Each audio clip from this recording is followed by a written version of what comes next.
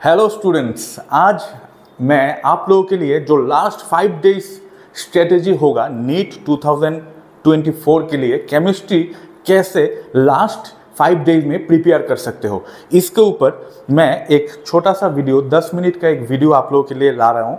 और ये बहुत आसान और इंटरेस्टिंग होगा आप लोगों के लिए। नीट 2024 में आप लोग कैसे अच्छा परफॉर्मेंस कर पाओगे, तो इसलिए मैं यहाँ पे हर एक चैप्टर में कैसे आप लोगों को प्रिपेयर करना पड़ेगा और कितना मार्क का क्वेश्चन, मतलब कितना मार्क कौन सी चैप्टर से होगा, उसके ऊपर एक डिटेल्स मैं यहाँ पे दे रहा हूँ। आप लोग ज़रूर नीट एग्ज़ाम में जाने से पहले ये देख के जाना, और इसके ऊपर मतलब ये जो स्ट्रेटजी मैं दिखाऊंगा इसके ऊपर लास्ट और फाइनल टच जिसको कहते हैं उसके ऊपर प्रिपरेशन कर लेना। ठीक है, तो चलिए अब हम लोग देखेंगे कौन सी चैप्टर में कैसे हम लोग प्रिपेयर करेंगे और प्रैक्टिस करेंगे। मतलब लास्ट में क्या करना पड़ेगा, लास्ट में नोट्स तो देखेंगे वो सही है, मगर केमिस्ट्री में जो करना है वो इंपॉर्टेंट नेम रिएक्शन सब देखना है और इसके ऊपर एमसीक्यू भी प्रैक्टिस करना है। नोट्स सिर्फ देखने से नहीं होगा, एमसीक्यू प्रैक्टिस करना पड़ेगा। मैक्सिमम इंपॉर्टेंट जो चैप्टर, इंपॉर्टेंट जो टॉपिक है जिससे ज़्यादा क्वेश्चन पूछा जाता है उसके ऊपर ध्यान ज़्यादा देना है। ठीक है, तो चलिए देख लेते हैं कैसे आप लोगों को प्रिपेयर करना पड़ेगा। अब देख लेते हैं, स्क्रीन पे आप लोग ध्यान दीजिए। पहले जो केमिस्ट्री है उसमें फिजिकल केमिस्ट्री का पार्ट। फिजिकल केमिस्ट्री में देखिए फर्स्ट चैप्टर जो है chemistry some basic concepts of chemistry, इसमें इससे मैक्सिमम 1 क्वेश्चन पूछा जाता है। ये जो टॉपिक है इससे कितना क्वेश्चन, मैक्सिमम 1 क्वेश्चन। तो 1 क्वेश्चन के लिए सिर्फ आप लोगों को क्या करना है, लास्ट में सिर्फ आप लोगों को यहाँ पे फॉर्मूला देखना है। यहाँ पे आप लोगों को फॉर्मूला देखना है। क्लास 11 का चैप्टर है, फर्स्ट चैप्टर है, इससे फॉर्मूला देख के जाना है और एक एक टॉपिक का एक एक न्यूमेरिकल करके जाना है। एक एक टॉपिक मतलब यहाँ से देखिए जो लॉस होगा, लॉस ऑफ केमिकल कॉम्बिनेशन, उसमें ध्यान देने का ज़रूरत नहीं है, मगर जो लॉ किसने बनाया, मतलब law of multiple proportion, law of reciprocal proportion, law of chemical combination, वो किसने बनाया, कौन सी एज मतलब साल में, वो देखना है। एम्पिरिकल मॉलिक्यूलर फार्मूला से 1 और केमिकल इक्वेशन स्टोइचियोमेट्री से 1, ऐसे करके लास्ट में प्रिपेयर करके जाना है।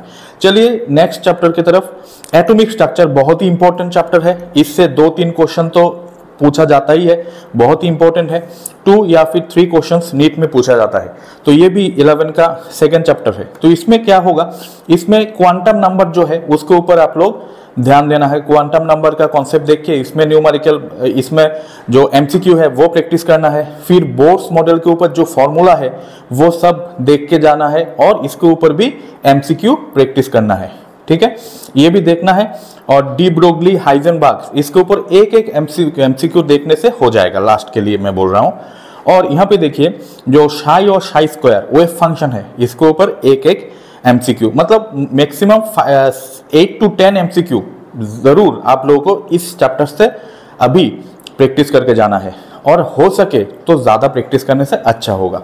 ठीक है, चलिए नेक्स्ट जो केमिकल बॉन्डिंग, ये तो सबसे ज़्यादा इंपॉर्टेंट चैप्टर है नीट के लिए। इसमें मतलब ये जो चैप्टर है इससे 3 या फिर 4 क्वेश्चन पूछा जाता है। तो इसमें क्या देखना है, पहले नोट्स में आप लोगों को, ये भी 11 का चैप्टर है, नोट्स में आप लोगों को देखना है हाइब्रिडाइजेशन के ऊपर जो चार्ट है वो एक बार देखना है, फिर इसके ऊपर एमसीक्यू प्रैक्टिस करना है। ठीक है, फिर देखिए वीएसईपी थ्योरी के ऊपर जो है वो तो आप लोगों को पता ही है, डाइपोल मूवमेंट एक इंपॉर्टेंट टॉपिक होता है इसमें। फिर quantum mechanics, mechanical approach to chemical bonding, valence bond theory, valence bond theory से उतना ज़्यादा क्वेश्चन नहीं पूछा जाता है। फिर रेजोनेंस के ऊपर भी इस चैप्टर से नहीं देखने से भी चल जाएगा। फिर एसपी डी ऑर्बिटल्स के ऊपर देखना है एमसीक्यू। ठीक है, चलिए और इसके नीचे देखिए एमओटी, मॉलिक्यूलर ऑर्बिटल थ्योरी, इससे एक क्वेश्चन तो जरूर पूछा जाता है। तो उसमें जो बॉन्ड ऑर्डर का क्वेश्चन देख के जाना है, बॉन्ड लेंथ का क्वेश्चन देखने जाना है। ठीक है, और सिग्मा पाई बॉन्ड कितना है कॉम्पाउंड में वो भी देख के जाना है। ठीक है, तो इसके ऊपर 15 to 20 एमसीक्यू जरूर करके जाना है। ठीक है, बहुत ही इंपॉर्टेंट चैप्टर होता है आप लोगों के लिए। चलिए नेक्स्ट केमिकल थर्मोडायनामिक्स, ये भी इंपॉर्टेंट है। ये स्टूडेंट को थोड़ा टफ लगता है, मगर टफ का कोई बात ही नहीं है, बहुत ही इंटरेस्टिंग है। इसमें क्या करना है, इसमें फर्स्ट लॉ ऑफ थर्मोडायनामिक्स के ऊपर 5 एमसीक्यू देखना है, इंपॉर्टेंट है। और system surrounding extensive intensive property, extensive और इंटेंसिव प्रॉपर्टी जो है वो बहुत ही इंपॉर्टेंट है, ये ज़्यादा के ज़्यादा देखते जाना है। फिर हेसेस लॉ के ऊपर एक एमसीक्यू देख के जाना है, ये मतलब मैक्सिमम इससे। और फिर हीट कैपेसिटी जो है इसके ऊपर एक एमसीक्यू आएगा। तो इससे 5-5 करके मतलब टोटल 15 एमसीक्यू करना है। सेकेंड लॉ के ऊपर देखिए, डेल जी के ऊपर बहुत ही इंपॉर्टेंट क्वेश्चन पूछा जाता है। ये जो डेल जी है, डेल जी स्टैंडर्ड गिब्स एनर्जी चेंज जो है, डेल जी नॉट और डेल जी जो है, इसके ऊपर भी एमसीक्यू देख के जाना है। स्पॉन्टिनिटी के ऊपर, डेल एस के ऊपर, ये पूरा मिला के 15 एमसीक्यू तो मास्ट देख के जाना है इसके ऊपर, थर्मोडायनामिक्स के ऊपर। तो मेरा ये मानना है, तो ये अगर देख के जाओगे तो बहुत ही इजी होगा आप लोगों के लिए, और ये भी क्लास 11 का ही चैप्टर है। चलिए नेक्स्ट जो है सॉल्यूशंस, ये सॉल्यूशंस चैप्टर में लास्ट में क्या देखना है, ये क्लास 12 का चैप्टर है, फर्स्ट चैप्टर क्लास 12 का है। तो इसमें क्या करना है, इसमें आप लोगों को जो राउल्ट्स लॉ है, राउल्ट्स लॉ के ऊपर 5 एमसीक्यू देखना है। राउल्ट्स लॉ के ऊपर पॉजिटिव नेगेटिव डेविएशन, पॉजिटिव और नेगेटिव डेविएशन बहुत ही इंपॉर्टेंट होता है। फिर एजियोट्रॉपिक मिक्सचर जो होता है वो भी देख के जाना है यहाँ पे। फिर लास्ट में जो कोलिगेटिव प्रॉपर्टीज के ऊपर एक एक करके 4 कोलिगेटिव प्रॉपर्टीज होता है वो भी एक बार देख के जाना है।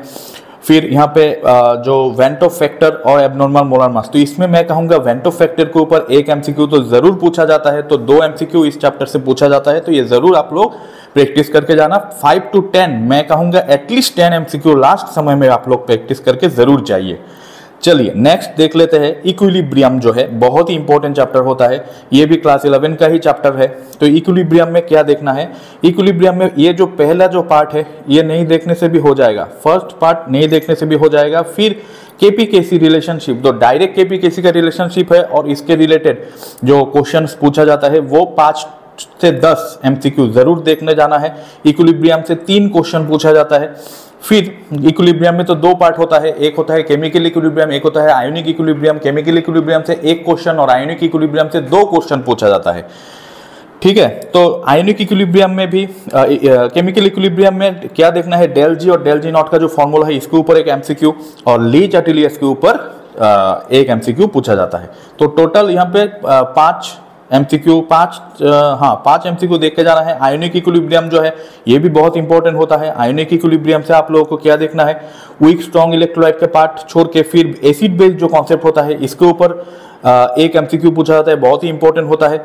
फिर कॉमन आयन इफेक्ट पीएच के ऊपर एमसीक्यू, पीएच पीओएच के ऊपर एमसीक्यू देख के जाना है। सोल्यूबिलिटी फैक्टर बहुत ही इंपॉर्टेंट होता है, यहाँ पे जो सोल्यूबिलिटी फैक्टर है ये भी बहुत इंपॉर्टेंट है, ठीक है। सोल्यूबल कॉमन आयन इफेक्ट के साथ सोल्यूबिलिटी प्रोडक्ट का जो रिलेटेड एमसीक्यू होता है वो प्रैक्टिस करके जाना है, ठीक है। तो ये बफर सॉल्यूशन लास्ट में देखिए, बफर सॉल्यूशन मतलब इस चैप्टर से मैं कहूँगा 15 to 20 एमसीक्यू जरूर प्रैक्टिस करके जाना है। तो बफर सॉल्यूशन से 2 एमसीक्यू, सोल्यूबिलिटी से 4 एमसीक्यू, पीएच के 4 एमसीक्यू, ऐसे करके एसिड बेस से 4-5 एमसीक्यू, टोटल 20 और पहले पार्ट से 10 मतलब 30। मैं कहूँगा 15 to 20 आयोनिक इक्विलिब्रियम से, 10 केमिकल इक्विलिब्रियम से देख के आप लोग जाएंगे, ठीक है। चलिए नेक्स्ट, रेडॉक्स और इलेक्ट्रोकेमिस्ट्री दोनों चैप्टर का जो एक साथ कॉम्बिनेशन में यहाँ पे दिया हुआ है। तो रेडॉक्स रिएक्शन जो है, ऑक्सीडेशन नंबर का जो एक्सेप्शंस होता है इसके ऊपर एक एमसीक्यू देख के जाना है।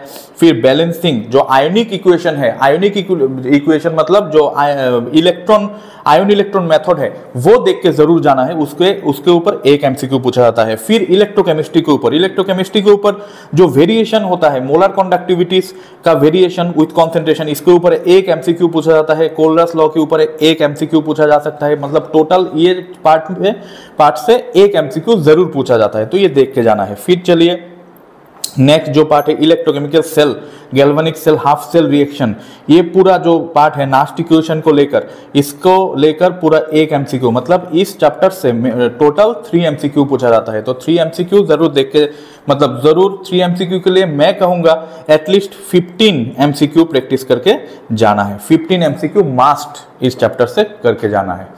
चलिए नेक्स्ट देख लेते हैं केमिकल काइनेटिक्स, ये क्लास 12 का चैप्टर है। केमिकल काइनेटिक्स के ऊपर 1 या 2 मैं कहूँगा एक ही क्वेश्चन पूछा जाएगा इस साल, तो क्लास 12 के चैप्टर है ये। इसके रेट ऑफ रिएक्शन के ऊपर क्वेश्चन पूछा जा सकता है। फिर जीरो ऑर्डर फास्ट ऑर्डर का जो एग्जाम्पल होता है इसके ऊपर एक एमसीक्यू पूछा जाता है। फिर रेट ऑफ आर्हेनियस जो इक्वेशन है, आर्हेनियस थ्योरी, एक्टिवेशन एनर्जी, इसको लेकर एक एमसीक्यू। और हाफ लाइफ बहुत इंपॉर्टेंट होता है इसमें, तो हाफ लाइफ को लेकर एक एमसीक्यू। मतलब मैं कहूँगा इस चैप्टर से 10 to 15 एमसीक्यू आप लोग लास्ट समय में जरूर प्रैक्टिस करके जाइए, तो ये आप लोगों के लिए आसान होगा। और कौन कौन सी टॉपिक इंपॉर्टेंट है वो मैं इस चैप्टर से बता दिया। फिर चलिए नेक्स्ट इनऑर्गेनिक केमिस्ट्री के बाद, फिजिकल केमिस्ट्री वो हो गया।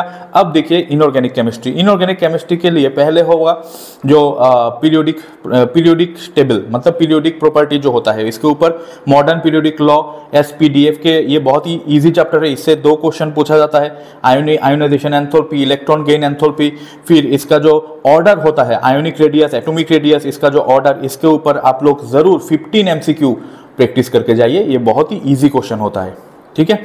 2 या फिर 3 मैक्सिमम एमसीक्यू पूछा जाता है। फिर चलिए पी ब्लॉक की तरफ। P block group 13 to 18 elements एक साथ दे दिया, बहुत छोटा कर लिया, रिड्यूस कर लिया आप लोगों के लिए। ये बहुत खुशी की बात है कि ये चैप्टर रिड्यूस हो गया। तो इसमें जो क्या है देखिए, सिर्फ जनरल इंट्रोडक्शन पार्ट ही देखना है, और इसके लिए मैं आप लोगों को कहूँगा एनसीईआरटी का जो मेन बुक है वो उससे प्रैक्टिस करके जाने से आप लोगों के लिए आसान होगा, ठीक है। तो इसके ऊपर फिजिकल प्रॉपर्टीज जो है ग्रुप 13, 14, 15, 16, 17, 18, वो जनरल जो ट्रेंड्स होता है ना, वो ट्रेंड्स जो होता है, ट्रेंड्स मतलब जो ionic radius, atomic radius, ionization energy, electron gain enthalpy, electronegativity, इसके ऊपर आप लोग को जरूर देख के जाना है, ठीक है। तो ये चैप्टर से मैं कहूंगा 3 एमसीक्यू जरूर पूछा जाएगा। चलिए next D and F block elements जो है, डी एंड एफ ब्लॉक, ये क्लास 12 का चैप्टर होता है। इससे बहुत ही इंपॉर्टेंट जो रिएक्शंस, मतलब कंप्लीट द रिएक्शंस, ये पूछा जाता है। फिर आयोनाइजेशन एनर्जी का जो ऑर्डर, ये पूछा जाता है। हाँ, फिर इलेक्ट्रॉनिक कॉन्फ़िगरेशन के ऊपर भी पूछा जाता है। जनरल इंट्रोडक्शन से कुछ नहीं पूछा जाता है।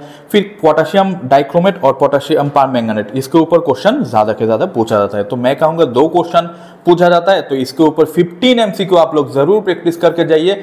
एक्टिनॉइड कॉन्ट्रैक्शन, लैंथेनॉइड कॉन्ट्रैक्शन, ये भी है इस पार्ट में, तो ये भी आप लोग जरूर देख के जाइए। K2Cr2O7 का जो रिएक्शन ट्रिक है मेरे चैनल पे मिल जाएगा, KMnO4 का भी चैनल में मिल जाएगा रिएक्शन ट्रिक, वो आप लोग जरूर देख के जाइए। और catalytic behaviour, magnetic properties, magnetic moment का जो क्वेश्चन होता है वो क्वेश्चन इस चैप्टर से ही पूछा जाता है, तो ये जरूर देख के जाइए। चलिए नेक्स्ट जो लैंथेनॉइड एक्टिनॉइड के बारे में तो मैंने बता ही दिया, ये इससे एक क्वेश्चन पूछा जा सकता है। और इससे जो इलेक्ट्रॉनिक कॉन्फ़िगरेशन जो पार्ट है ना, वो चार्ट मिलता है एनसीईआरटी बुक में, वो जरूर आप लोग इलेक्ट्रॉनिक कॉन्फ़िगरेशन के साथ आयन का जो चार्ट मिलता है ना, वो जरूर आप लोग देख के जाइए। चलिए नेक्स्ट कोऑर्डिनेशन कंपाउंड, इससे 2 या फिर 3 क्वेश्चन भी पूछा जाता है। पता नहीं क्यों इस चैप्टर से बहुत ही मतलब इजी क्वेश्चन ही पूछा जाता है, उतना टफ क्वेश्चन नहीं पूछा जाता है। तो इससे कहूंगा 15 to 20 एमसीक्यू आप लोग जरूर प्रैक्टिस करके जाइए। और इसमें क्या होता है, आईयूपीएक नोमेनक्लेचर से एक क्वेश्चन पूछा जा सकता है, मगर इसका कोई गारंटी नहीं है। फिर क्रिस्टल फिल थ्योरी के ऊपर तो एक पूछा जाएगा ही। फिर वैलेंस बॉन्ड थ्योरी जो होता है, वैलेंस बॉन्ड थ्योरी से जरूर 1 या फिर 2 क्वेश्चन भी पूछा जाता है, मैग्नेटिक मोमेंट के ऊपर, फिर हाइब्रिडाइजेशन के ऊपर, ठीक है। और सीएफटी जो होता है, क्रिस्टल फिल थ्योरी, इसके ऊपर भी एक क्वेश्चन पूछा जाता है। तो मैं कहूंगा 15 to 20 एमसीक्यू आप लोग प्रैक्टिस करके जाइए। 2 to 3 एमसीक्यू जरूर आएगा नीट में, ठीक है। इजी चैप्टर है, आप लोगों का फेवरेट चैप्टर होगा, तो ये जरूर प्रैक्टिस करके जाइए। चलिए नेक्स्ट ऑर्गेनिक केमिस्ट्री की तरफ। ऑर्गेनिक केमिस्ट्री में क्या है, पहला जो यहाँ पे पार्ट है, ये इसमें क्या है देखिए, इसमें प्यूरिफिकेशन जो पार्ट है, इसका प्यूरिफिकेशन का जो नया एडेड पार्ट है, इसमें क्रिस्टलाइजेशन, सब्लिमेशन, डिस्टिलेशन, ये सबको मिलके एक ही क्वेश्चन आएगा।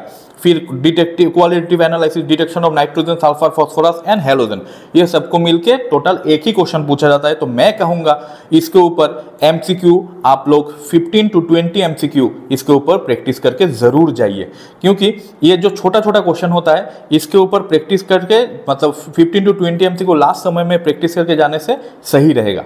चलिए इसका जो नेक्स्ट पार्ट है क्वांटिटेटिव एनालिसिस में, वो भी इंपॉर्टेंट है। कैलकुलेशन, एम्पिरिकल, मोलिकुलर फार्मूला वाला, वो भी आप लोग एक एक क्वेश्चन, मतलब मैं कहूँगा 3-4 क्वेश्चन एटलीस्ट प्रैक्टिस करके जाइए एमसीक्यूज।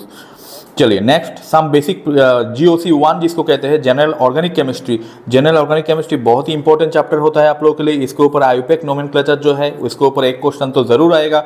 फिर इंडक्टिव इफेक्ट, रेजोनेंस और मेसोमेरिक इफेक्ट जो है, ये इलेक्ट्रोमैग्नेटिक रेजोनेंस और हाइपर कॉन्जुगेशन इंडक्टिव इफेक्ट, इसके ऊपर 2 एमसीक्यू जरूर पूछा जाता है। सब्स्टिट्यूशन एडिशन एलिमिनेशन, इसके ऊपर 1 एमसीक्यू, मतलब 3-4 एमसीक्यू तो जरूर पूछा जाता है। तो मैं इसके लिए कहूँगा एटलीस्ट 20 to 30 एमसीक्यू आप लोगों को जरूर इसके ऊपर प्रैक्टिस करके जाना है, तो ये बहुत आसान होगा आप लोगों के लिए आंसर करने के लिए, ठीक है। चलिए नेक्स्ट, हाइड्रोकार्बन। हाइड्रोकार्बन तो और भी इंपॉर्टेंट चैप्टर है आप लोगों के लिए, 11 का चैप्टर है ऑर्गेनिक केमिस्ट्री का।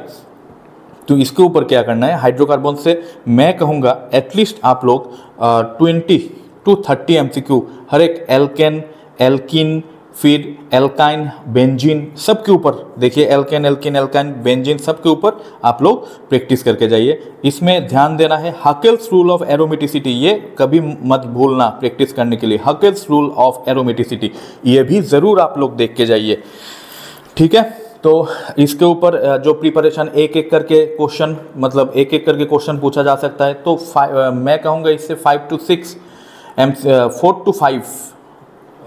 to 5 कहना भी ठीक नहीं है, तो मैं कहूँगा 3 एमसीक्यू, इससे 3 एमसीक्यू पूछा जा सकता है। तो इसके लिए मिनिमम आप लोगों को 20 to 30 एमसीक्यू प्रैक्टिस करके जाना है। चलिए, तो एल्केन, एल्केन, एल्केन का जो चार्ट है, अभी क्या करना है, चार्ट देख के फिर इलेक्ट्रोफाइल, मतलब हर एक रिएक्शन का जो इलेक्ट्रोफाइल होता है, सपोज नाइट्रेशन का NO2+, ठीक है, फिर क्लोरीनेशन या फिर हेलोजिनेशन का Cl+, ऐसे इलेक्ट्रोफाइल का नाम, या फिर ऐसा करके बहुत क्वेश्चन पूछा जाता है, प्रीवियस ईयर्स 30 ईयर्स देखना है, फिर हो जाएगा आप लोगों के लिए।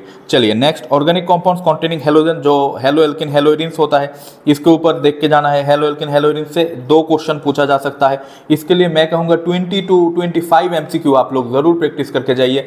इसके जो नेम रिएक्शन है, मैं तो कहूँगा पहले नेम रिएक्शन जो है वो अलग करके, इसका जो मतलब नेम रिएक्शन का जो रिएजेंट कौन होता है, फिर रिएक्टेंट कौन, प्रोडक्ट कौन और रिएजेंट कौन कौन सा यूज होता है इसमें, वो भी आप लोग जरूर देख के जाइए। फिर SN1 SN2 इस चैप्टर से, SN1 SN2 EU1 E2 mechanism, ये सब आप लोग देख के जाइए। Nucleophilic substitution reaction, nucleophilic addition reaction, ठीक है, इलेक्ट्रोफिलिक सब्स्टिट्यूशन रिएक्शन, ये इससे एक क्वेश्चन, मतलब प्रैक्टिस करना है 20 to 25 क्वेश्चन। मैं कहूँगा 2 to 3 एमसीक्यू पूछा जाता है, इसके ऊपर ही पूछा जाता है, ठीक है। और लास्ट का जो पार्ट है DDT का प्रिपरेशन, मतलब DDT किससे प्रिपेयर किया जा सकता है, उसका रिएजेंट क्या है, वो आप लोग जरूर देख के जाइए। चलिए next, organic compound containing oxygen means और एल्कोहल फेनोल ईथर, ये जो चैप्टर है ना एल्कोहल फेनोल ईथर, इससे 2 क्वेश्चन, एल्कोहल फेनोल ईथर है, फिर इसके साथ और भी एल्डिहाइड कीटोन भी जुड़ा गया है, तो जुड़ गया जो ये चैप्टर भी है। तो ये दोनों मिलके मैं कहूँगा